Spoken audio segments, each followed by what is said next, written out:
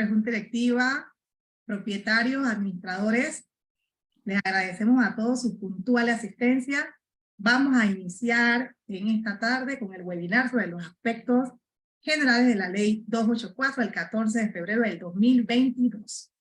En conmemoración del 4º aniversario de la Asociación de Administradores Profesionales de Panamá, se ha realizado un enlace con la Dirección de Propiedad Horizontal para ofrecerles una presentación que les ayude a aclarar algunas definiciones y criterios en relación a la Ley 284. En esta tarde hablaremos sobre los aspectos básicos de la Ley de Propiedad Horizontal para el desarrollo, y para el desarrollo de esta presentación se han tomado en cuenta consulta por parte de los asociados, miembros de Junta Directiva y propietarios que les hacen llegar a la asociación. Les recordamos que los micrófonos se mantendrán apagados, pueden escribir a través del buzón de mensajes del Zoom y les estaremos brindando respuesta en el periodo de preguntas y respuestas. A continuación, vamos a presentar a nuestro invitado de esta tarde. Tenemos en este momento al arquitecto Uriel Espinosa, quien es egresado de la Facultad de Arquitectura de la Universidad de Panamá. Con vasta experiencia, capacidad, habilidades y aptitudes, es hoy el director de la Dirección de Propiedad Horizontal del Ministerio de Vivienda. Arquitecto Hola. Uriel. Hola, ¿cómo estás? ¿Me escuchas? ¿Me escuchas bien? Sí, le escucho perfecto. Bueno, gracias. Bienvenidos a nuestros amigos de ADEPA y a todos los que están participando y escuchando este webinar del día de hoy. Creo que atinado, y primero felicidades pues a estos años que ADEPA ha estado en la lucha diaria por tratar de llevar a la propiedad horizontal en el mejor camino. Sabemos que es una labor ardua, difícil, pero no imposible. Así que seguimos aquí adelante, que eso es lo importante. Definitivamente que, bueno, gracias por preparar este webinar. Si quieren, comenzamos cuando ustedes quieran. Lo importante es que puedan ver de manera general los aspectos más importantes y poder entonces comenzar a interactuar con esa ley que ya tenemos un año de estar utilizándola, pero que sabemos que es una ley extensa y que no todos lo aplican en el mismo momento. Así que definitivamente comenzamos. Comenzamos. Entonces vamos a compartir pantalla para que podamos entonces dar inicio al webinar de esta tarde. Como les mencionaba, esta tarde el arquitecto Uriel Espinosa nos va a brindar la oportunidad de escuchar por parte de él definiciones y criterios de la ley de propiedad horizontal, básicamente aspectos básicos y generales de la ley 284. El objetivo es que el asociado, el administrador o copropietario puedan comprender los términos básicos de esta ley, que se unifiquen algunos criterios y que se les pueda brindar a ustedes las herramientas que le ayuden a una sana convivencia dentro de la comunidad. Licenciado, sin más preámbulos, le brindo los micrófonos para que nos pueda entonces dar inicio a la explicación. Listo, gracias. Iniciamos. Vamos a ver. Y el primer término es que es una propiedad horizontal, y esto es muy importante, y a veces ustedes dirán, sí, pero conocemos el término. Claro, pero la Dirección de Propiedad Horizontal, yo les digo, todos los días estamos haciendo un recorderis de qué es, porque es importante que lo tengamos presente. La propiedad horizontal al final es una institución jurídica que hace alusión al conjunto de normas que regulan la división y la organización de diversos inmuebles, como resultado de la segregación de un edificio o de un terreno en común. Permite la organización de copropietarios y el mantenimiento de los bienes comunes. Recuerden que todos los copropietarios de los bienes comunes van a convivir dentro de una comunidad. La propiedad horizontal es una propiedad especial. Podemos pasar a la otra si quieres. En esta nueva ley, en la 284, y miren, lo digo con mucho cariño, producto de la mesa de trabajo que tuvimos en el año 2020, decidimos incluir por primera vez en una ley unos principios rectores que nos permitieran enfocar esa buena convivencia en una propiedad horizontal. Al final decidimos instaurarlos como convivencia pacífica y solidaridad social. derecho al debido proceso, derecho a petición, principio de confidencialidad, respeto a las decisiones, respeto a la dignidad humana y sostenibilidad y función social. Para nosotros, estos principios son muy importantes dentro del régimen de la propiedad horizontal porque son lo que les va a permitir a los propietarios, a las autoridades dentro del PH, llámese junta directiva y administradores y a la propia asamblea, tener esas consideraciones tan importantes para la buena convivencia. Y miren, si analizamos uno solo, el debido proceso o el derecho a petición es fundamental. Cada propietario tiene derecho a pedir cualquier información que tenga a bien solicitar en la propiedad horizontal, una cotización, alguna información del reglamento de uso o del reglamento de copropiedad. Es importante que la pueda obtener. Respecto a las decisiones, y esto voy a hacer un énfasis en que la asamblea de propietarios se reúne, pero la asamblea de propietarios toma decisiones y los propietarios en su justa mayoría tienen que respetar esas decisiones porque seguramente es en beneficio de la comunidad. Seguimos. El administrador de la propiedad horizontal, vamos a definirlo y vamos a crear la diferencia entre la administración de la propiedad horizontal y el administrador. Nosotros hemos evaluado que la administración es el trabajo conjunto entre el administrador y la junta directiva, porque la administración lo que busca es el beneficio de la propia propiedad horizontal, del inmueble y de los residentes. Pero el administrador de la propiedad horizontal es esa persona que puede ser natural o jurídica, que bajo supervisión de la junta directiva y en coordinación con ella pueda administrar los bienes comunes que son incorporados al régimen de propiedad horizontal y que es parte fundamental, como lo digo siempre, del mantenimiento, la conservación y la seguridad de estos bienes y de sus ocupantes. Seguimos. En esta ley 284 fue muy importante y quiero decirles que un aporte de ADEPA y de los administradores en esta nueva ley ha sido el perfil del administrador. Sabemos que es una persona, ya sabemos, natural o jurídica, pero que necesita manejar un perfil, unos requisitos para que esa propiedad horizontal pueda seguir adelante. Miren, el administrador debe tener un perfil gerencial que pueda conocer diferentes temas de recursos humanos y régimen laboral. Recuerden que en cada propiedad horizontal existen colaboradores que nos ayudan a mantener la propiedad como tal. Tiene que tener experiencia en solución de conflictos. Eso es algo que inherentemente va a pasar a una propiedad horizontal porque no todos opinamos de igual manera. Tener conocimientos generales de contabilidad porque definitivamente la propiedad horizontal maneja una gran cantidad de fondos económicos para la conservación y el manejo de la misma.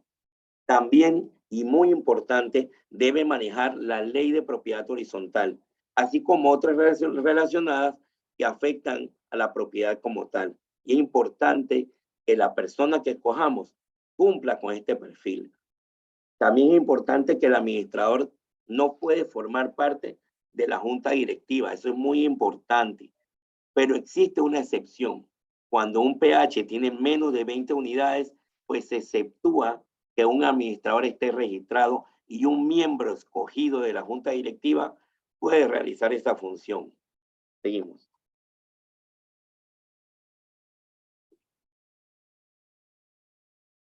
Un poquito de disculpa porque estoy pasando un resfriadito y ando tomando agua. Así que aquí seguimos. Las cuotas de gastos comunes. Vamos a ver. Y esto es importante explicarlo. La cuota de gastos comunes en el artículo 6 se detalla muy claramente.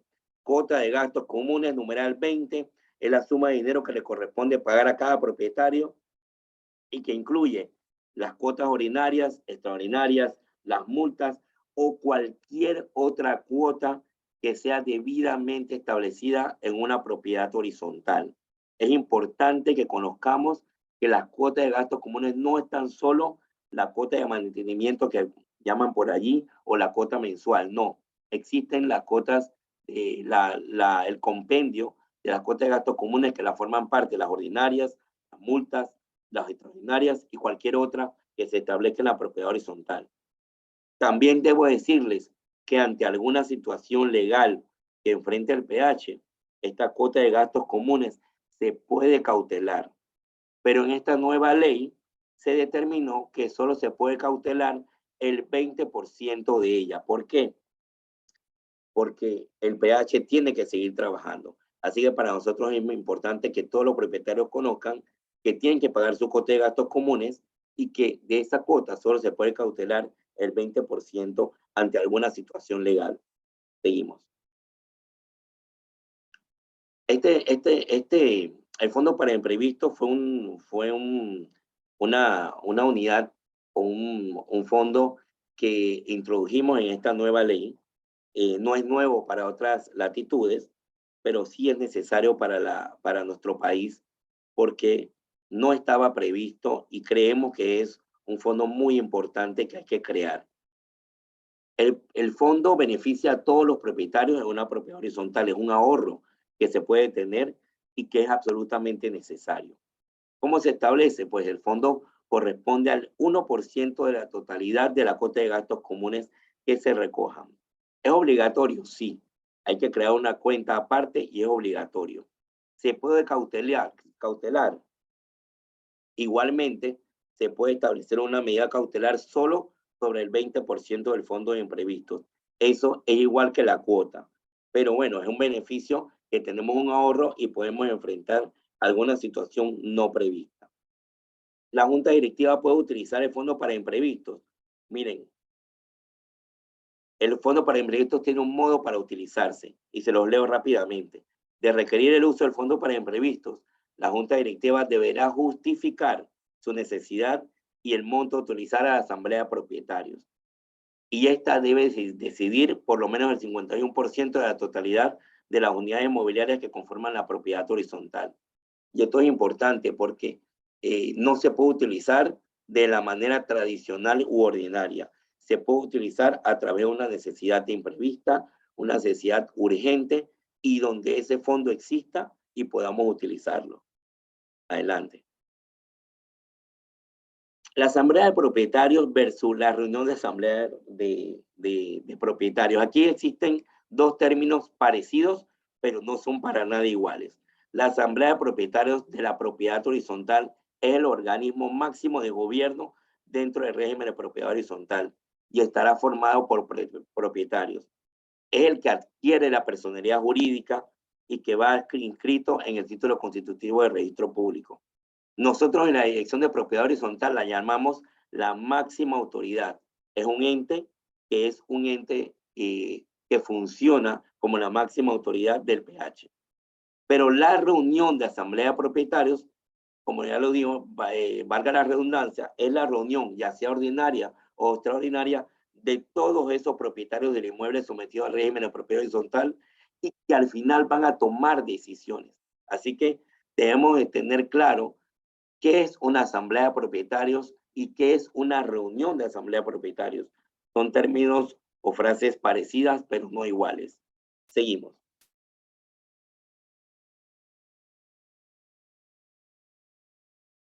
Los bienes comunes de un PH. Miren, esto es una de las consultas que regularmente vienen aquí a la dirección muchísimo. Se consideran bienes comunes los necesarios e indispensables para la existencia, para la seguridad, salubridad, conservación, apariencia y funcionamiento de las unidades inmobiliarias y de la propiedad horizontal. Los bienes comunes definitivamente que son bienes muy importantes y que son comunes a todos, o sea, son parte, son, como diríamos nosotros aquí, son responsabilidad de todos los propietarios. Existen otros tipos de bienes comunes. Los bienes comunes suntuosos son aquellos que no son necesarios para la existencia de la propiedad horizontal, ni para la estabilidad ni la seguridad. Son bienes comunes adicionales, pudieran ser amenidades adicionales, pudieran ser alguno que otro elemento que no sean necesarios para la existencia. Esos bienes comunes en algún momento se determinan como suntuosos. Pero es importante conocer la diferencia, pues los bienes comunes indispensables para la propiedad horizontal son aquellos que debemos cuidar, debemos mantener y por los que debemos pagar nuestra cuota de gastos comunes. Seguimos más adelante. Miren, vamos a dar un ejemplo de bienes comunes porque siempre nos preguntan en la Dirección de Propiedad Horizontal y a veces tenemos que dar respuestas en base a cada uno de los reglamentos que están inscritos aquí. Los bienes comunes, conocemos los bienes comunes como áreas sociales y todas aquellas áreas que puede utilizar un propietario, según el destino y el acuerdo que tenga cada reglamento de uso o cada reglamento de copropiedad. Miren, los cimientos, las columnas, las vigas y otras partes estructurales del edificio, techos, galerías, vestíbulos, escaleras, corredores, vías de entrada y salida, comunicación y todas aquellas paredes exteriores o interiores de las unidades o interiores de las áreas comunes del edificio y algunas de las unidades inmobiliarias que tengan tuberías también son considerados bienes comunes. Eso es importante que lo conozcamos. ¿Por qué? Porque muchas personas llegan a la Dirección de Propiedad Horizontal haciendo consultas. Si pueden romper paredes, por ejemplo, que tengan tuberías o que tengan tuberías de descarga pluvial o sanitaria del edificio. Y nosotros siempre le hacemos el llamado de atención y le decimos, eso tiene que revisarlo con la Junta Directiva de la Asamblea. ¿Por qué? Porque son bienes comunes del edificio y no se pueden alterar. Hay que tener mucho cuidado con eso. También tenemos los ascensores, las áreas de instalación de servicios centrales, tanques, bombas de agua y demás similares. Los sótanos, las azoteas. Miren, las azoteas, en el caso de los edificios residenciales, la ley 284 las establece como bien común de la propiedad horizontal.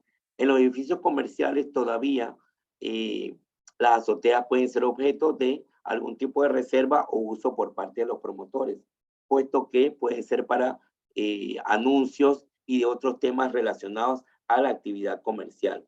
Es importante conocer también que todos los garajes, áreas de estacionamiento, visitas, áreas de jardines, estacionamiento de visita y patios también son bienes comunes. Seguimos más adelante. Los bienes privados. Siempre hay que llamar la atención en cuanto a los bienes privados porque los bienes privados son todos aquellos que pertenecen a determinada persona, ya sea natural o jurídica, individual o colectivamente. Para ello, debes contar con una inscripción en el registro público, obviamente una escritura que esté reflejada en el registro público. El administrador, hay una pregunta que siempre nos hacen aquí, la voy a hacer. ¿El administrador tiene autoridad o está obligado a brindar sus servicios dentro de los bienes privados? Miren, el administrador tiene que encargarse de los bienes comunes de la propiedad horizontal y tiene que tener conocimiento de toda actividad que se dé dentro de cada unidad inmobiliaria con el debido respeto que tiene cada propietario a gozar de su unidad inmobiliaria. Y es importante reconocer aquí y hacer un llamado de atención porque es necesario dar información al administrador sobre modificaciones que nosotros queramos hacer dentro de la unidad inmobiliaria. No porque no tengamos ese derecho, sino porque es importante conocer la función o la composición estructural de nuestro apartamento. Seguramente el administrador nos va a poder dar esa información. Cuando tengamos algún problema también dentro de la unidad inmobiliaria, el administrador lo que tiene que hacer es verificar, ver con nosotros qué tipo de problema y coordinar la búsqueda de la solución a través de un profesional idóneo que nos va a decir el origen de la situación y nos va a ayudar a tomar la mejor decisión. Esta es una pregunta que nos hacen muy recurrentemente en la dirección. ¿Hasta dónde llega la responsabilidad de un administrador con un bien privado? Miren, lo acabo de decir. El administrador tiene que tener conocimiento si sobre el bien privado estamos haciendo alguna modificación o algún arreglo. ¿Por qué? Porque el administrador nos va a ayudar a no cometer errores. que puedan salirle costosos tanto al propietario como a la propiedad horizontal. Si existiera algún daño, el administrador nos va a ayudar a poder investigar de dónde proviene ese daño y a coordinar la reparación del mismo de ser necesario. Así que es importante conocer hasta dónde llega la responsabilidad del administrador sobre el bien privado y entender que nosotros, los propietarios, también tenemos que tener esa responsabilidad de cuidarlo y de notificar de alguna situación que se esté dando dentro de él. Los bienes anejos es un tema que siempre es recurrente en las consultas. Miren, los bienes anejos son bienes especiales que no están colindantes ni pegados a la unidad inmobiliaria o al bien principal. Seguramente la mayoría de los bienes anejos son bienes que están a la distancia, como estacionamientos o depósitos. Y es importante saber que estos bienes anejos corren con la misma suerte de lo principal. Yo tengo acceso a mi unidad inmobiliaria, bueno, igual tengo acceso a mi bien anejo. Es importante saber que deben estar plenamente identificados. Ustedes tienen que estar claros cuál es su bien anejo. No se les puede variar el uso, y aunque ustedes no lo crean, hay muchas situaciones que se dan sobre los bienes anejos. Y por contarles algo, creo que en estos días tuvimos una situación donde en un depósito se encontró una tina de cría de camarones. Una cosa impresionante que muchos dirían que son cosas de locos, pero es que esas son cosas que pasan en las propiedades horizontales y que es importante que tengamos claro que no podemos cambiarle ni variarle el uso a nuestro bien anejo. Es importante también saber que los bienes anejos que no son, que no están, o que son, más bien que son adicionales a la unidad inmobiliaria, podrían ser objeto de venta, pero hay que estar seguros que un estacionamiento o un depósito son bienes anejos adicionales y que no son necesarios para la coexistencia de la unidad inmobiliaria. Seguimos.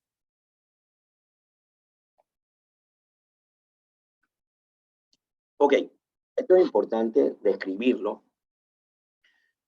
porque muchos no lo conocen. ¿Qué es un reglamento de copropiedad? Un reglamento de copropiedad es el conjunto de normas, derechos y deberes debidamente inscritos en el registro público, aplicable a los propietarios de las unidades inmobiliarias en su totalidad y que se encuentran sujetas al régimen de propiedad horizontal. Miren, la Dirección de Propiedad Horizontal del Ministerio de Vivienda y Ordenamiento Territorial aprueba y revisa estos reglamentos para que los mismos no nazcan violando las leyes, ni la ley nuestra, ni ninguna otra ley, pero que también justamente sea el conjunto de normas que va a poder asegurar la convivencia en una propiedad horizontal. Los reglamentos todos son diferentes, no hay reglamentos iguales. ¿Cómo se modifica un reglamento? Miren, la ley establece un modo. La aprobación de la nueva ley, al salir la reglamentación, por ejemplo, tenemos ahorita mismo que la nueva ley ya la tenemos y estamos trabajando en la reglamentación. Pero es importante saber que los reglamentos se modifican a través de una asamblea de propietarios donde se tiene que escoger un 66% de las unidades, el voto favorable, perdón, del 66% de las unidades inmobiliarias que estén al día, pero que las mismas sumen el 75% de la participación porcentual. Esto es un tecnicismo que muchos no conocen, pero es muy necesario para poder cambiar un reglamento. ¿Y por qué? La pregunta básica es por qué para poder cambiar un reglamento se necesita que la mayor parte de la población en la propiedad horizontal esté de acuerdo. Miren, la pregunta ¿cómo se realiza la modificación al reglamento? Siempre es muy básica, a través de una asamblea de propietarios. No puede ser de otro modo, con el voto favorable, como ya les dije, y con la participación favorable del porcentaje de participación establecido en el reglamento de copropiedad. Y es importante que eso se cumpla. De otra manera, ese reglamento no se va a poder cambiar. Seguimos. Los reglamentos de usos. Miren, Los reglamentos de uso definitivamente la Dirección de Propiedad Horizontal no los ve.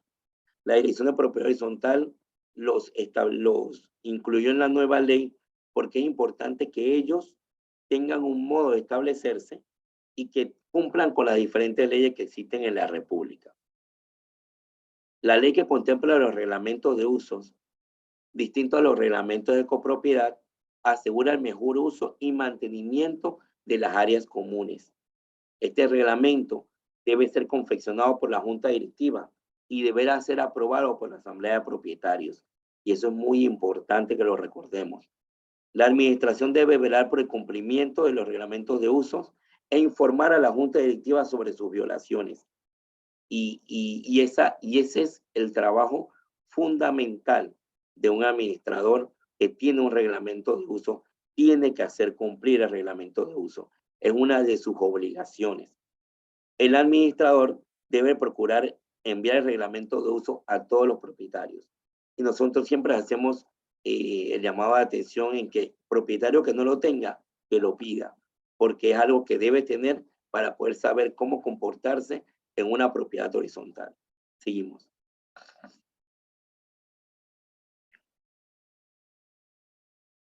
Ok, vamos a ver. Estas preguntas, vamos a ver si las podemos, y ustedes las están viendo, vamos a ver cómo las analizamos, cómo se modifica un reglamento de uso. Miren, la Junta Directiva coordina la modificación y la aprobación del reglamento es por la Asamblea. Pero es importante que para la modificación del reglamento de uso se tomen en consideraciones cómo es la propiedad horizontal y cómo opera.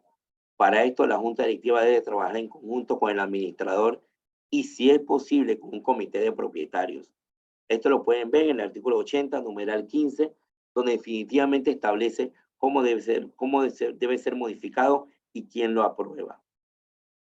Los reglamentos de uso, por lo general, no se inscriben y no es necesario su inscripción en el registro público. La otra pregunta es, ¿quiénes están obligados a cumplir las normas establecidas en los reglamentos de uso? Miren, todos los propietarios, invitados, proveedores, colaboradores, inquilinos, personas que arriendan el bien, deben cumplir el reglamento de uso porque el reglamento de uso dicta las normas para saber cómo comportarse en las áreas comunes de la propiedad horizontal. Y esto es fundamental para la convivencia dentro de la misma. Seguimos.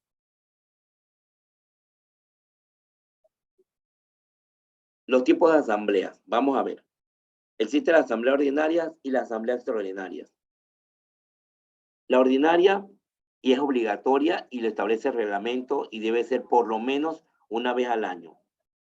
Y en general, de no existir, si no existiera en su reglamento, que por lo general está en todos, pero si no existiera, pues debe ser realizada 365 días posterior a la última. Y es una condición que debe ser recurrente. ¿Quién la convoca?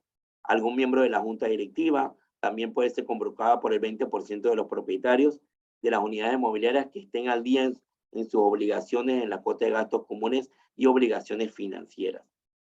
La convocatoria se hace con no menos de 10 días ni con más de 20 días hábiles dentro de la propiedad horizontal. Se puede desarrollar miren, y esto es una pregunta que siempre nos hacen, ¿cuántas asambleas ordinarias se pueden hacer? Las que ustedes quieran. Obligatoriamente una, que es la que se establece en el reglamento y con la fecha específica.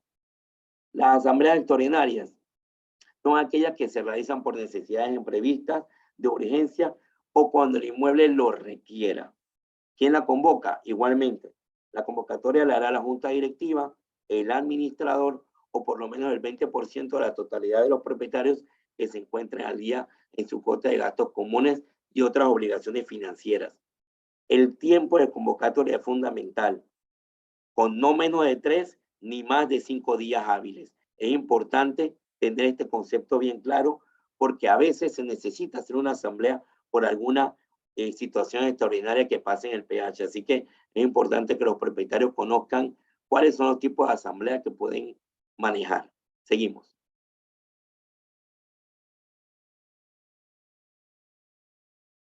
Miren, En la ley se establecieron una serie de elementos necesarios para la convocatoria. Y como lo dice aquí, el administrador juega un papel muy importante y es necesario. Miren, las convocatorias no menos de 10 días ni más de 20 días calendarios previos a la celebración de la reunión. Se celebra a través de carta o cualquier medio electrónico. Es importante que tengamos los correos, que el administrador notifique por medio de los medios que tenga para notificar al propietario y también comunicándolo a través de los diferentes puntos dentro de la propiedad horizontal. Se sugiere que tengamos una base de datos, miren, y la hoja de los propietarios actualizada, con su información actualizada. Eso es fundamental. Para las convocatorias de las sesiones ordinarias anuales, también deberá adjuntarse los informes de ingresos y egresos refrendados por un CPA. Y esto es importante porque es necesario que cada propiedad horizontal conozca debidamente garantizado cómo están los fondos en ella.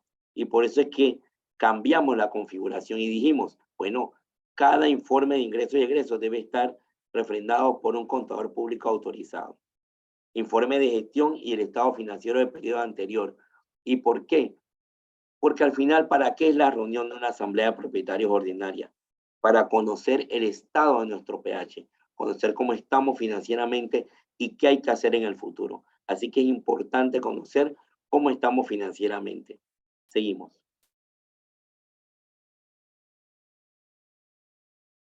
¿Cuál es el tiempo para convocar una asamblea extraordinaria? Miren, como lo dijimos anteriormente, no menos de 3 días ni más de 5 días calendarios previos a la celebración de la reunión. Esto es muy importante porque debemos entender que hay situaciones que nos salen de repente y que son necesarias para poder enfrentar el problema. Un daño a un elevador, un daño a una bomba de agua. Es importante tener esa convocatoria lista, saber que la podemos hacer. Muchos PH nos preguntan en estos días qué hacer ante una situación de emergencia. Bueno, tienen que convocar una asamblea. Para eso se cambiaron los tiempos y se hicieron más rápidos para que pudieran enfrentar esos problemas. Miren, cuando se trata de una convocatoria extraordinaria para cambio de junta directiva, esto es muy importante. Cualquiera de los directores en ejercicio puede convocar en un término no menor de 10 días ni mayor de 20 días calendario.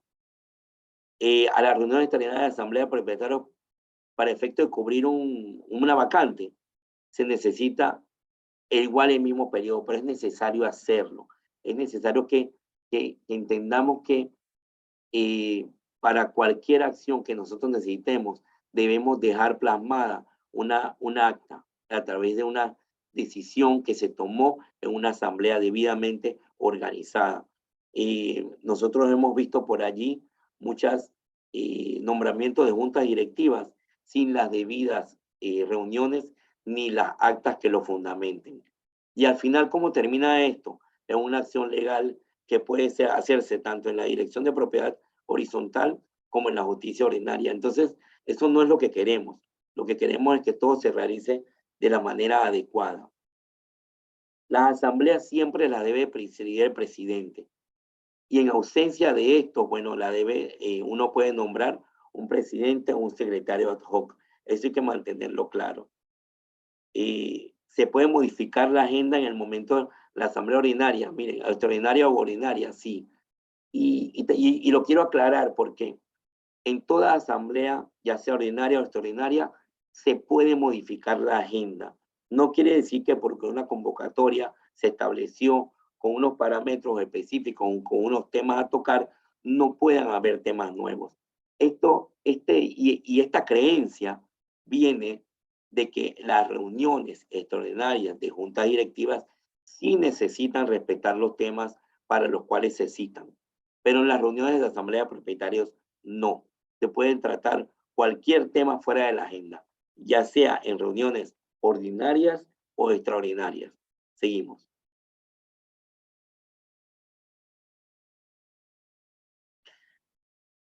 ¿Qué deben tener las convocatorias de la asamblea? Miren, y esto lo van a encontrar en la ley, y lo leo muy rápidamente.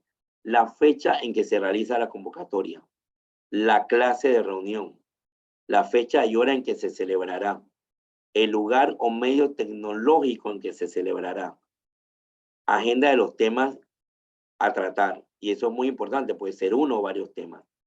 Nombre y cargo de la persona que convoca, es importante saber quién lo está convocando. La ley establece quién puede convocar. Y en caso de que se trate de las convocatorias por derecho propio, estas deberán estar firmadas por los propietarios que las convocan, junto con los datos de inscripción de la unidad inmobiliaria. Eso no puede venir, por ejemplo, convocaron X o Y propietarios y no decir si pertenecen a la propiedad horizontal o a qué unidad inmobiliaria pertenecen. Es importante que los datos estén claros. Y eso lo establece la ley. No es una invención ni algo que podamos variar. La ley ya lo establece. Seguimos.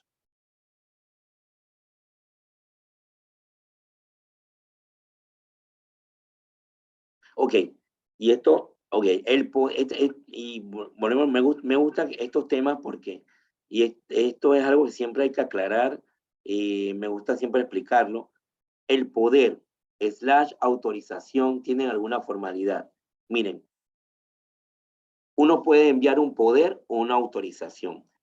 Lo que pasa es que el poder, la palabra poder ya evoca una formalidad legal que la misma palabra poder tiene. Pero ustedes pueden dar un poder, si es lo que quieren, o pueden dar una autorización simple para una participación en esa asamblea. La autorización simple tiene que darla el propietario, debidamente firmada, y no requerirá ningún tipo de formalidad. Y es importante conocerlo. Y las personas preguntan, ¿puede ser un poder? Sí, puede ser un poder, pero el hecho de ser un poder exige otra formalidad. Si no lo tienen, pues den una autorización simple, que puede ser detallada o simple. Yo puedo decir, yo voy a autorizar a fulanito, menganito, para que en la asamblea responda a esto, sobre tal tema, o puedo dejárselo abierto para que esa persona que me representa, pues dé su opinión. El poder de autorización tiene que estar notariado. Como ya lo dije anteriormente, el poder tiene una formalidad legal, pero una autorización simple no tiene la necesidad de estar notariada. Si nosotros necesitamos hacernos representar, podemos hacer a través de una autorización simple sin necesidad de que esté notariado. Otra pregunta es, ¿un propietario moroso puede estar en la asamblea? Sí, un propietario que esté moroso puede participar. Los propietarios siempre tendrán derecho a voz. El derecho a voto lo tiene aquel propietario que esté al día con todas sus obligaciones dentro de la propiedad horizontal, con todas sus obligaciones financieras. Así que que quede claro que al final todos pueden participar con voz, pero votarán aquellos que que estén paz y salvo con sus obligaciones financieras y que estén al día. Un propietario moroso, otra pregunta, puede tener varios poderes y representarlos en la asamblea. Miren, si es posible, la ley ni siquiera prohíbe dónde o a quién se le dan los poderes. Lo que es importante es conocer el estatus de esa unidad inmobiliaria y de ese propietario que da el poder. Yo puedo darle un poder a un propietario que esté moroso, él puede tener voz, más no voto, y me puede representar y votar en mi nombre. Porque él no está votando por él, está votando por la unidad inmobiliaria que está al día. Ok, sigamos más adelante y es un tema importante decirlo. El administrador deberá tener una base de datos actualizada y eso de los nombres y fincas de todas las propiedades. Días previos a solicitar los poderes. La comunicación para evitar las situaciones incómodas. Y esto ¿por qué por qué debe ser? Porque en medio de la asamblea yo no puedo estar verificando poderes y tratando de discutir los documentos, los temas a la vez, verificando quórum y explicando si están morosos o no. Es importante tener los poderes antes, es importante tener la información de las propiedades antes, es importante saber quién está moroso y quién está habilitado para votar antes. Así que esto hay que tenerlo claro. Seguimos adelante. Miren, esto fundamental.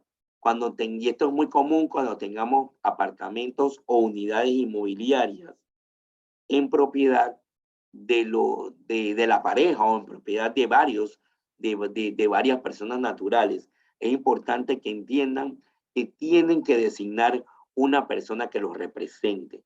No es posible que vayan los dos a la asamblea, que los dos quieran tratar de votar, no. Esto es un desorden. Es importante y la ley lo establece. Personas que tengan una propiedad a ambos nombres tienen que designar una sola persona para que lo represente. ¿Sí? Esto es muy importante. Las personas jurídicas podrán ser representadas por una persona natural y estas personas jurídicas deberán acreditar cada una de estas condiciones. Y eso es importante tenerlo claro. Seguimos. Ok. El quórum y las votaciones. Miren, se puede establecer multas por inexistencia. Es posible. Ya la ley lo permite. Esto está en el artículo 56, numeral 1. Muchas personas no les gusta, pero yo lo diré siempre. Es necesario que todos nosotros, los propietarios, y me incluyo, porque soy propietario, participemos en las asambleas. Es necesario nuestra opinión y nuestro voto. Otra consulta muy frecuente es cómo votan. Electrónicamente, por urna, por levantamiento de la mano, por paletita de colores. Miren, la ley no establece el modo de votación. La ley simplemente lo deja abierto. Cada propiedad horizontal determinará el modo transparente con el que quieran realizar sus votaciones. Lo importante es que funcione y lo importante es que puedan todos sentirse satisfechos con la votación. Seguimos.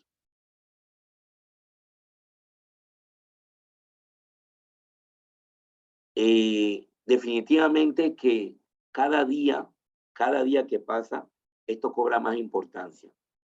Las actas el producto de las reuniones ordinarias o extraordinarias de la Asamblea de Propietarios y también las actas producto de las reuniones de la Junta Directiva son absolutamente necesarias. La propiedad horizontal debe guardar un récord de todas estas actas, de todas las decisiones, de todas las situaciones que fueron decididas en una asamblea o en una reunión de junta directiva. ¿Por qué?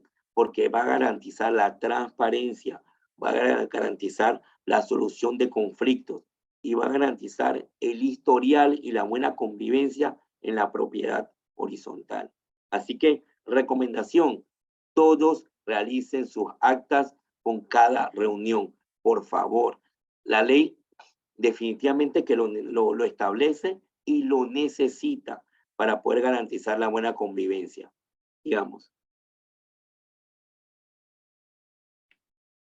Aquí hay un tema muy delicado y esto es un tema que me quiero tomar con calma, porque la primera pregunta es ¿quiénes velan por los reclamos en el régimen de propiedad horizontal? Miren, los jueces de paz tienen la capacidad para ver diferentes tipos de situaciones, ruidos molestos entre vecinos, cobros de cuota de gastos comunes mal realizados, deudas que alcancen hasta los 1.000 balboas, que es el rango que ellos pueden manejar, desalojos, animales en soltura o situaciones de ruidos con animales, daños a la propiedad privada, situaciones que pueden darse en cualquier momento, agresiones verbales o de otro tipo. Todo esto lo pueden manejar los jueces de paz. Y es necesario que entiendan que ellos, dentro de su ley, tienen una amplia gama para manejar temas dentro de la comunidad y esto incluye a la propiedad horizontal. Otro tema es que nos preguntan siempre, ¿quién aprueba la incorporación al régimen? Miren, la Dirección de Propiedad Horizontal del Ministerio de Vivienda y Ordenamiento Territorial es la que aprueba cada incorporación de cada proyecto a través de un reglamento. Ellos cumplen una serie de requisitos, todos los promotores o dueños que vienen aquí cumplen una serie de requisitos y la dirección se encarga de que todos se cumplan. Y al final se les otorga la incorporación para que vayan al registro público. Otra pregunta es, ¿quién podrá denunciar las infracciones a cualquiera de las provisiones en un PH? Miren, las denuncias las puede hacer el administrador o cualquier propietario. Y tomando en cuenta que los miembros de la Junta Directiva también son propietarios. Así que es importante que sepan que cualquier persona que vive en PH e incluso el administrador del mismo puede realizar cualquier tipo de denuncia a alguna infracción a la ley. Los montos de la multa por infracciones a los reglamentos han sido aumentados en la nueva ley, no con el interés de multar a nadie, es con el interés de saber que debemos respetar las normas. Los montos van desde 50 hasta 500 y en algunos casos de 500 hasta 1000 balboas. En algunas situaciones podemos ver el artículo 30, el artículo 33 de la ley, que nos explican a cuáles prohibiciones o a cuáles infracciones yo me puedo hacer acreedor a una sanción. Es importante conocerlas para que no las violemos y no tengamos esos problemas en el PH. Sigamos.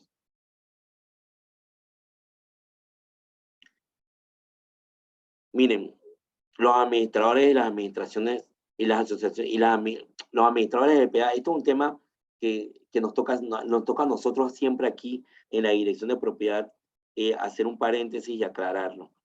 Los administradores de PH y las administraciones de las asociaciones de propietarios. Miren, los administradores de PH están regulados por la Ley 284 del 14 de febrero de 2022, y que esta ley trata sobre el régimen de propiedad horizontal y pues subrogó la Ley 31, que es la ley que teníamos antes. Las administraciones de las asociaciones de propietarios que regulan algunos proyectos de urbanización están regulados por el Ministerio de Gobierno. Estas asociaciones o fundaciones de propietarios y estos estatutos son diferentes a los que se establece en el régimen de propiedad horizontal. Pero cualquier situación entre ellos deben ir al Ministerio de Gobierno, que es el que regula estos estatutos. Todo lo que esté inscrito al régimen de propiedad horizontal lo pueden manejar los administradores de PH y está regulado por la Ley 284. Seguimos.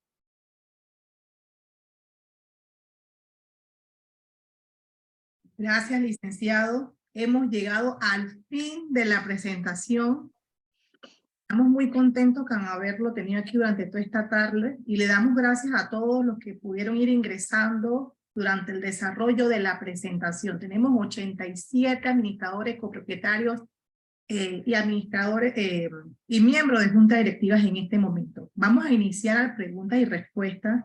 Como les había mencionado inicialmente, esta presentación se hizo con el interés de ir despejando las dudas que se tenían con algunos temas. Por eso es que en el desarrollo el arquitecto Uriel iba realizándose preguntas y a la vez iba brindando las respuestas.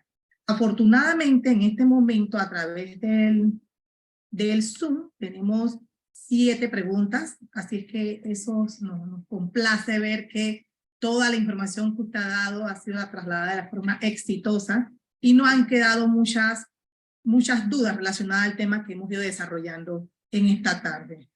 Le agradecemos a Yamile. Yamile, buenas tardes. Tenemos a Insula Services. Nos dice, por favor, si pueden explicar de manera más específica sobre los informes de ingresos y egresos elaborados por el administrador y refrendados por un CPA. Presentando esto, ¿ya no es necesario entonces hacer el estado financiero auditado? Lo vamos a ver, yo creo que estamos hablando de lo mismo. Realmente, miren, al final, recuerden que lo que necesita la propiedad horizontal cuando ustedes hacen una asamblea ordinaria es que se les presente un informe que esté valorado o que esté analizado y digamos así, validado por un profesional idóneo en la materia. Nosotros utilizamos varios términos. Miren, nosotros utilizamos la palabra auditado en la ley, pero dentro de los informes ordinarios es importante saber que lo que necesitan es que esté firmado y refrendado y valorado y validado por un contador público autorizado, que es el que está autorizado para poder revisar estos documentos. Nosotros en la ley utilizamos auditado y entendemos el alcance de la palabra auditado y que seguramente en algunos casos no aplique porque es una es una información regular, ordinaria de la propiedad horizontal, pero en otros casos es necesario llegar hasta auditos para poder presentar la información. Esto no aplica en todos los casos, pero utilizamos en la ley la palabra auditado para que se conozca el nivel de seriedad que se necesita con la documentación que se presente a la asamblea de propietarios. Es importante que entiendan que no se puede presentar un simple documento sin ningún refrendo de un contador. Gracias, arquitecto Uriel. Bueno, creo yo que el colega, más que nada, manifiesta es la situación que hay en que muchas asambleas, cuando se realizan, más que nada las ordinarias, los copropietarios exigen que si no se le envió auditado, la asamblea no es válida. Sin embargo, hay muchos informes interinos que se realizan mes a mes, que son enviados y ya están refrendados por un CPA. Sí. Entonces, sí queríamos de todos modos aclararle, porque es un tema que siempre sucede. El artículo 62 establece que debe adjuntarse a esta convocatoria el proyecto de presupuesto y el informe de ingresos y egresos elaborados por el administrador, refrendado por un contador público autorizado, el informe de gestión por parte de la Junta Directiva, el estado financiero auditado del periodo anterior, si así fuera previamente requerido por la asamblea de propietarios. Entonces, ¿a cuándo nos referimos a esto? Es cuando un pH es saludable, lo requiere. Todos los copropietarios están debidamente informados, ¿verdad? Ellos aceptan esos informes ya dados, pero cuando pasa es que no hay una comunicación apropiada entre la administración que involucra a junta directiva y miembros y administrador y copropietario, entonces, claro, no se dan esos fenómenos en las asambleas que todos exigen, entonces, informes auditados. O pasan varios años, a veces pasan varios años y no se reúnen, y bueno, la asamblea lo exige, pero como la licenciada dice, definitivamente, en una propiedad horizontal saludable, no necesita ni siquiera un audito como tal. Correcto. Seguimos. Bueno, Alberto al parecer no escuchaba, creo que era el audio, porque yo sí lo escuché durante toda su presentación de manera perfecta. Nos dice un colega, acuerdo de pago firmado al inicio del año 2022 y posteriormente la Junta envía un comunicado diciendo que a partir de diciembre se iniciará el cobro de recargo. Pregunta, ¿el recargo se le cobra por la totalidad del saldo que tenía cuando hizo el acuerdo o se debe cobrar a partir de diciembre, que fue que se implementó esta nueva medida? Anteriormente no se cobraba dentro de las restricciones permitidas por el medidor. Okay. Yo creo que más bien habla de acuerdos que se llegaron a realizar en el periodo de pandemia. De hecho, la ley sí fue específica. La junta directiva ni el administrador podían eliminar recargos dentro de la propiedad horizontal. A pesar de las circunstancias que estábamos viviendo, siempre se dejó la aclaración que no se debía llevar a cabo lo que era la eliminación de recargos. En ese tema sí se tendría que, yo creo que revisar bien cuáles fueron los acuerdos que llegaron de forma interna. Sí. Es un tema bastante delicado, ¿no? Es un tema propio de la asamblea de propietarios. Es un tema, la ley 284 establece que cualquier, miren, ya sea antes de la ley, con la ley 31, provenientes de lo que sucedió con la pandemia, y con la nueva ley, todos los parámetros de acuerdos de arreglos de pago lo decía la asamblea de propietarios.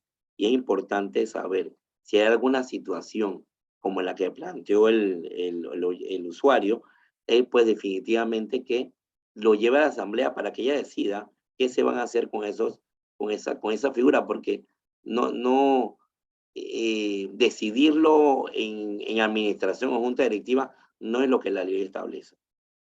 Sí, entendemos que hubieron situaciones, arquitectos, en el que no se podían ni reunir, todavía no teníamos todavía medios tecnológicos. Hubo un momento, ¿verdad?, en la que la propiedad horizontal estaba sufriendo los embates de las circunstancias que teníamos en que no nos podíamos reunir.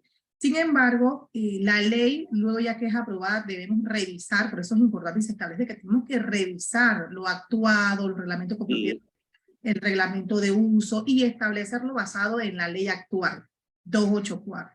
Entonces, Podemos inclusive validarlo previamente realizado. correcto, validarlo. Sí, se entiende que cada copropiedad, dependiendo de su necesidad, cada PH estableció ciertas normas basadas en sus necesidades para realizar la cobranza. ¿Okay? Entonces, la junta directiva debió tomar decisiones y luego presentarla en la asamblea y ser transparente con las decisiones que había tomado en beneficio de la mayoría de la comunidad. Ok. Nos hacen otra pregunta. Dentro de las restricciones permitidas por el MIBIOT, por tema de morosidad, está permitido que no se pueda dejar entrar un auto al PH. Bueno, es bastante general, pero nosotros, bueno, es que es bastante, esa pregunta es muy general, no bastante, muy general. Muy Pero en principio nosotros nunca establecimos restricciones sobre accesibilidad al PH.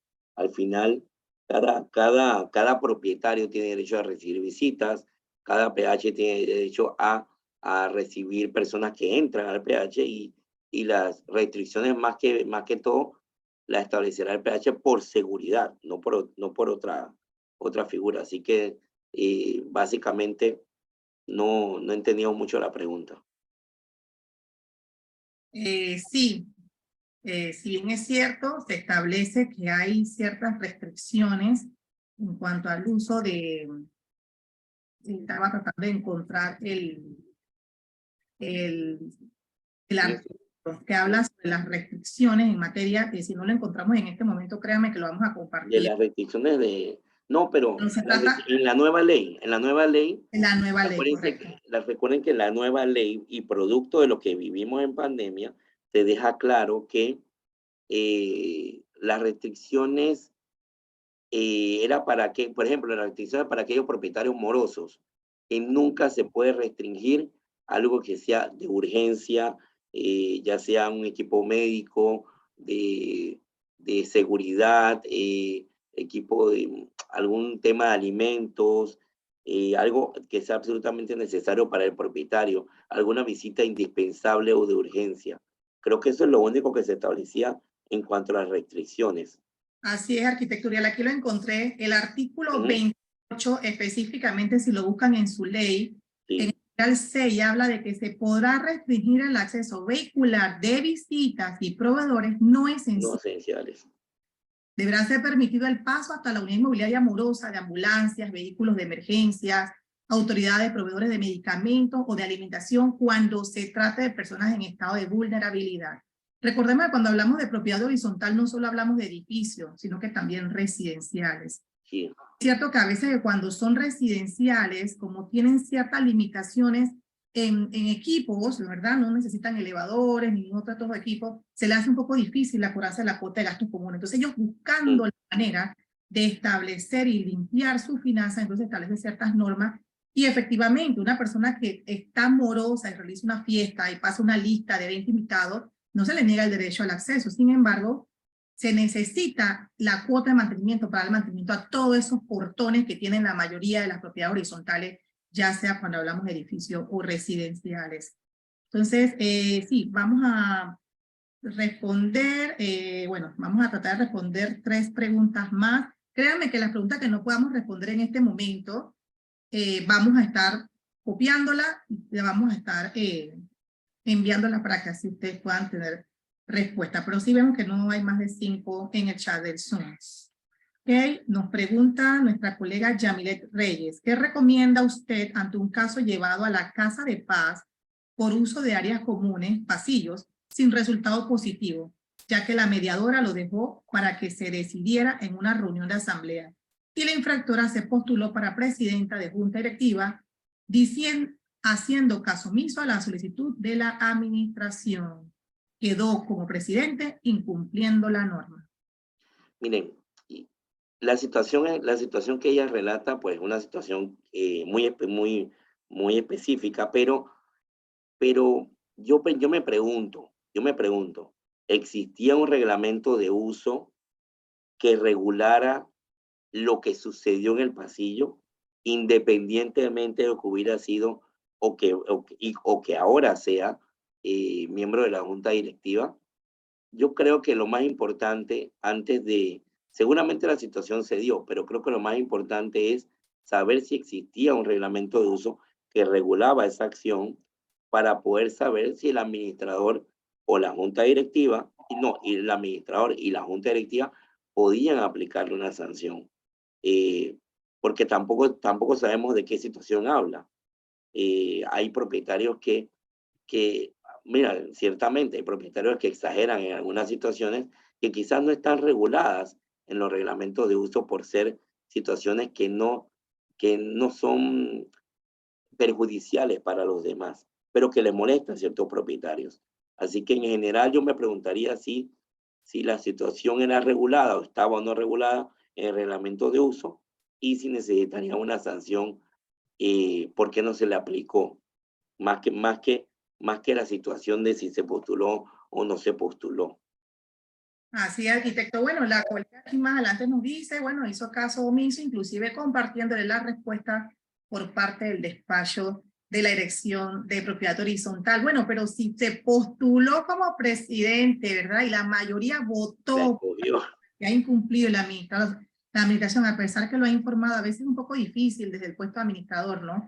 Hay que tratar de, al final, como lo dijimos al inicio de la intervención, la asamblea de propietarios es el máximo organismo, ellos deciden, y podremos nosotros estar viendo que están incumpliendo, infringiendo. Nosotros tenemos que tener la responsabilidad de comunicarlo siempre a todos los copropietarios, siendo responsabilidad responsables de nuestras acciones dentro de la propiedad horizontal.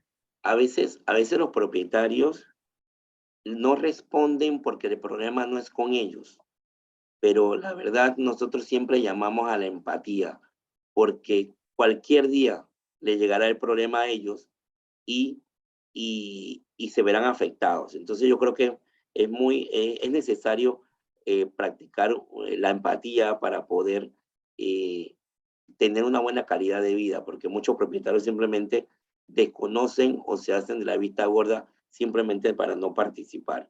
Yo creo que es importante cultivar la empatía para poder que seamos responsables de la propiedad horizontal de donde vivimos y que no tengamos autoridades que simplemente también se preocupan de la propiedad horizontal.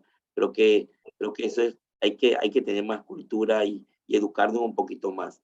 Es difícil, pero es necesario. Ok, Abelardo Álvarez. Bueno, siguiendo la pregunta de Nantes, lo dice, bueno, el auto del propietario moroso, me refiero. Ok. Sí, moroso. Sí, propietario moroso. Creo yo que Abelardo se refiere fue a la pregunta que Nante hizo. Las juntas directivas responsables, generalmente los administradores, le mantienen ese derecho al copropietario, ¿verdad? De utilizar su unidad, así como también sus bienes y permitir acceso a su estacionamiento cuando se trate del copropietario de la unidad. Entonces, bueno, es un tema, como dice el arquitecto, y seguro le llega ya al despacho muchos reclamos y consultas relacionadas al tema. A veces se les puede dificultar un poquito la entrada, ¿no? A veces se molestan porque se les dificulta un poco la entrada, pero no tienen paso expedito. Tienen que comprender que al no pagar su cuota de gastos comunes, pues los demás están cargando con su responsabilidad. Así es. Bueno, Soraya, nuestra colega Soraya nos pregunta, si bien cuando el propietario de una unidad que se encuentra al día es una persona jurídica, pero mantiene un estatus suspendido en el registro público, ¿tiene derecho a votar? Miren, me da risa porque realmente la Dirección de Propiedad Horizontal es de la opinión que si bien es cierto, la figura jurídica puede estar suspendida por alguna razón en el registro público, la unidad inmobiliaria de la cual es propietario es un bien, no es una actividad, no es un activo comercial de esa persona jurídica, es un bien y sobre el cual no ha perdido el derecho de votar o no, porque no son acciones similares. Él no está practicando una actividad comercial con el bien, sino simplemente está realizando, pues lo tiene a nombre de la persona jurídica que está suspendida, pero son dos acciones diferentes. Nosotros aquí en la dirección somos del pensamiento de que no pierde su derecho a votar si está paz y salvo con la propiedad horizontal. Sí, yo creo que la pregunta se refiere a ese puente de comunicación que debe haber entre el registro público para que el tema es que ella nos pregunta luego que si esta acta es inscrita ante el registro público. Y creo que ahí está el tema del puente. Y esta es la oportunidad que damos para que entonces puedan elevar esto con ustedes, porque sí es un tema que es necesario que se pueda revisar, ¿no? ¿Verdad? Y como No, usted totalmente, totalmente. Y lo hemos hablado con registro público. criterios. Lo hemos conversado con registro público y sí, es verdad que tenemos que tener una respuesta y esperemos que la reglamentación exista. Ok, bueno, vamos con las dos últimas preguntas. Buenas tardes. ¿Puede un presidente de junta directiva colocar cámaras en áreas comunes, aunque el costo e instalación de la misma corran por su cuenta? Adicional, enviar el link para que algunos propietarios estilo vecinos vigilantes puedan tener acceso a ella. Miren, volvemos a lo mismo. Tenemos que tener mucho cuidado. Existe actualmente una ley de confidencialidad de datos y de información y de la imagen de la persona allí, aquí y allá. Yo les recomiendo que antes de hacer esa inversión se asesoren en la autoridad correspondiente, porque no vaya a ser que hagan eso, realicen esas acciones. Nosotros en la dirección, pues, recomendamos que se vayan a la autoridad competente, hagan la consulta y vean si es posible. Nosotros aquí, pues, así como lo plantean, le diríamos que es una acción de qué, de seguridad, una acción de un propietario, ¿cómo? No tenemos la certeza de cuál es la acción. Yo creo que esas decisiones las debe tomar la Asamblea de Propietarios y no la Junta Directiva en particular. Así es. Nos recuerdan que cuando hablamos de las cuotas de mantenimiento, hablamos de las cuotas de gastos comunes. Nos dice aquí nuestro colega Roberto Rodríguez. Así es. Cuotas de gastos comunes, la forma apropiada de cuando nos vamos a referir a la cuota que pagan cada uno de los copropietarios en relación al mantenimiento de las áreas comunes, ¿ok? Sí, nos preguntan por aquí, en cuanto a las restricciones, se puede prohibir que un propietario se estacione y pueda alquilar este mismo estacionamiento porque la morosidad es muy alta y no vive en esa propiedad. Tiene una morosidad muy alta. Si él desea estacionarse, ya dijimos que sí se puede estacionar porque él es el copropietario, pero la pregunta es si puede también alquilar este bien que él tiene a pesar que no vive en la propiedad. Miren, vamos a ver. Él es propietario de una unidad inmobiliaria y tiene un manejo de estacionamiento. Asimismo, como él puede arrendar su unidad inmobiliaria, el estacionamiento corre la suerte de lo principal.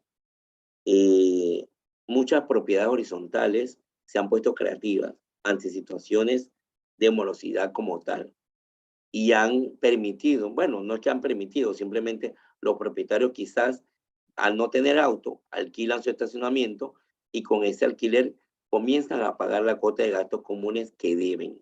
Eso es un ejemplo de lo que puede pasar, pero es un derecho que él tiene derecho a alquilarlo, obviamente, a otro propietario dentro de la propiedad horizontal, no a un externo.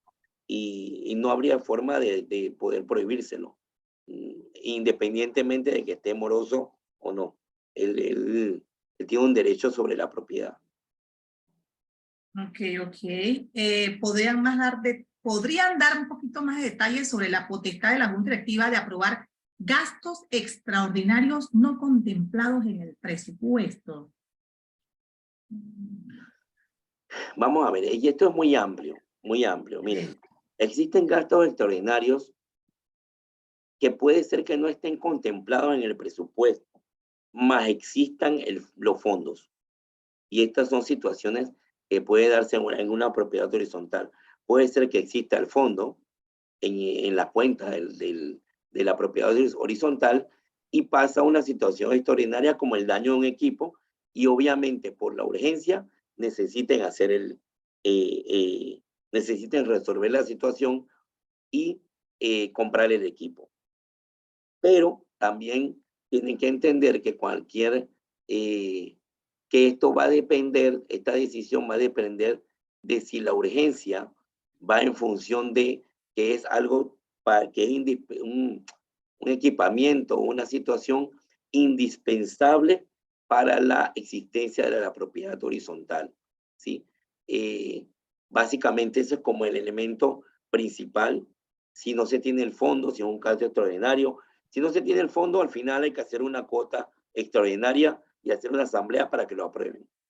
Pero si el fondo existe y la Junta Directiva puede tomar esta decisión, tendrá que ser valorado en la acción, ver si lo que van a reparar o la acción que van a tomar es de suma urgencia para la propiedad horizontal.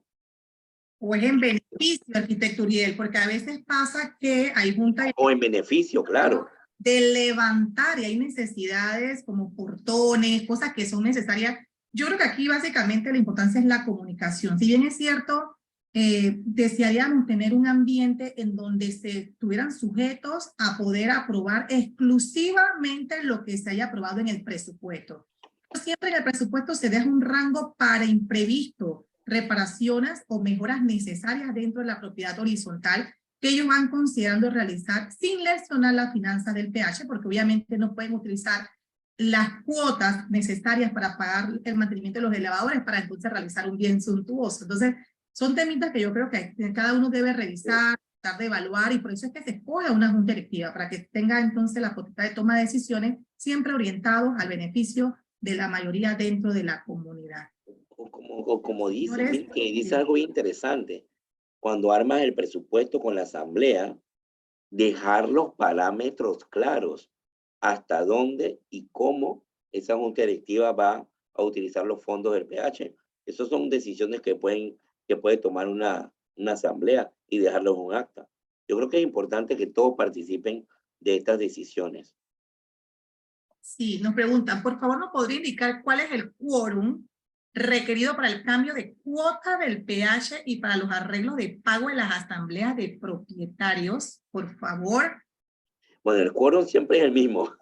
El quórum siempre es el mismo, correcto. Siempre 51%, bueno, la mitad más uno de la totalidad de los propietarios de las unidades de las unidades inmobiliarias del PH.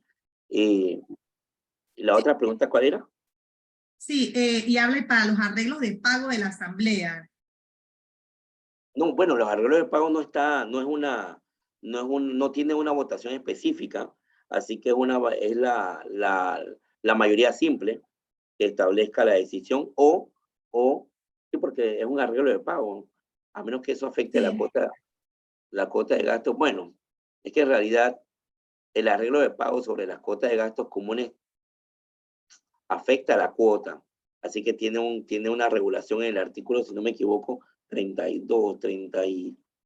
Uy, habría que verlo. Habla del cambio de las cuotas. Mira, es una pregunta interesante. Interesante, ¿por qué?